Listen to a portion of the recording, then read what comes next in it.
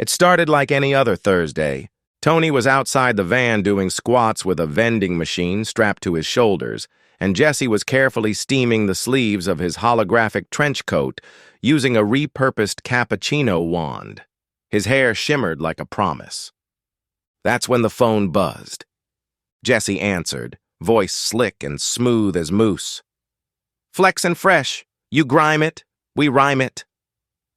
The voice on the other end was low, gravelly, Michigan accented.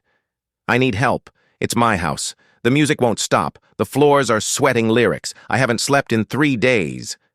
Jesse's eyes widened. He hit speaker. "Tony, it's Eminem." Tony caught the vending machine mid-squat. "Like, the Eminem?" Jesse nodded slowly. "Marshall Mathers, Slim Shady, Rap God, 8 Mile Sprinter, Mic Splitter, Syllable Ripper. His house is haunted by beats." Tony dropped the vending machine. "Strap in." The mansion loomed on the outskirts of Detroit, a Gothic modern hybrid with gargoyle security cameras and platinum plaques lining the driveway like gravestones. But inside was chaos. Rhymes bled from the walls. Actual physical lyrics, inked in permanent marker, oozed from every vent. Speakers boomed on their own, playing instrumentals that hadn't been invented yet. Mirrors flashed with phrases like, "You ain't ready," and "lyrical residue detected."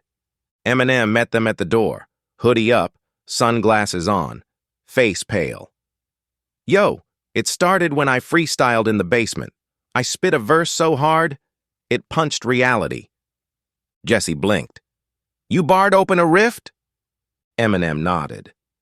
"Now I can't stop rhyming in my sleep. My fridge is beatboxing. My cereal insulted me." Tony sniffed the air. "Yep, that's a Class 6 rap residue manifestation. I've seen this before. In 2003, Busta Rhymes' pool." They stepped inside, and the house reacted. Bass shook the floorboards. Lights flickered in tempo. The walls started rhyming back. "You came to mop, but you're out of your depth. Leave your brooms at the door. Take your last breath." Tony raised his mop. "Oh, it's on." Jesse looked around, tension in his perfect jawline. "Tony, be honest. Does my trench coat scream style icon or trapped in a disco portal?" Tony didn't blink. "You look like a shampoo angel crash-landed on the runway of heaven." Jesse nodded, relieved. "Okay, I needed that." They split up. Tony went upstairs, where a stereo tried to drop-kick him. He crushed it with his glutes. Meanwhile, Jesse danced into the living room where a haunted Roomba began scratching vinyl it didn't even have. Eminem appeared behind him, arms crossed. "All right, I appreciate y'all coming. But this house responds to bars. If you want to clean it, you gotta battle me." Jesse blinked. "You're challenging me? With this hair?" M smirked. "That hair looks like it belongs on Mount Olympus. But if your rhymes can't keep up, it's getting buzzed." Tony shouted from upstairs, "Don't let him disrespect the do." Jesse squared up, comb in hand. "Tony, if I get lyrically folded in half, just make sure my hair's still intact when they find me." Tony called back, "Your pompadour will be in the Louvre." The beat dropped. The walls pulsed with fire. The chandelier started spinning. Eminem went first, furious, fast, flawless. "Yo, I built these floors with metaphors. This mic's my sword and I swing with force. You think your style's divine and fly? I'll shampoo the sky with your alibi." The house howled. Jesse stood frozen, hair glinting like a laser beam. He stepped forward, took a breath, and let loose. "My name's Jesse, the silken slayer of scum. I wax poetic while your bass lines hum. I floss through ghosts, I rinse through rhyme. Your haunted bars got mold and grime. Your syllables fray, your cadence cracks. I moisturize beats till they bounce right back."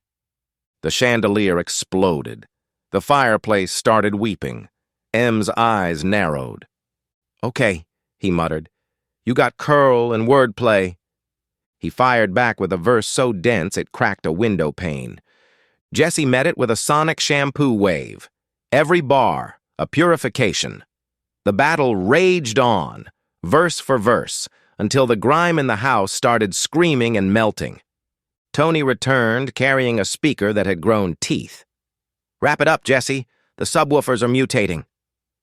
Jesse nodded, took one final step toward M, locked eyes. "One last verse," he whispered, "for the mop gods." The beat slowed. Time itself held its breath. "I'm the crown of clean, the prim of prime, my hairline sharp like my battle rhyme. You spit fire? I style flames, lyrical bleach in the dirtiest games. From cursed cellars to ghostly grooves, I cleanse the beat with silky moves." And with that, he flipped his comb into the air. It hovered, spinning, glowing, then landed in his back pocket with a chime. The curse broke. The walls stopped bleeding lyrics. The fridge apologized. The echo died. Eminem lowered his hood, grinning. "Damn. All right, Jesse, you win. House is clean." Jesse wiped one bead of sweat off his temple and checked his reflection in the toaster. Still perfect. "Tony," he called, "from the back, does my hair still float like it's got its own wind machine?" Tony gave a solemn nod. "Like a shampoo commercial directed by Christopher Nolan." They turned toward the van, the beat echo fading behind them. But Jesse stumbled, exhausted, spent. His legs gave a slight wobble. Without a word, Tony lifted him up in both arms like a bicep-cradled baby seal of victory. Jesse didn't protest. As Tony carried him down the mansion steps, Jesse let his head gently rest on Tony's granite shoulder. The stars above shimmered. The wind carried the faint scent of lemongrass and righteous swagger. And just before his eyes fluttered shut, Jesse whispered with a sleepy smile, "Stay silky, baby." Then he was out cold. Tony adjusted him slightly, careful not to disturb a single hair, and whispered back, "Always."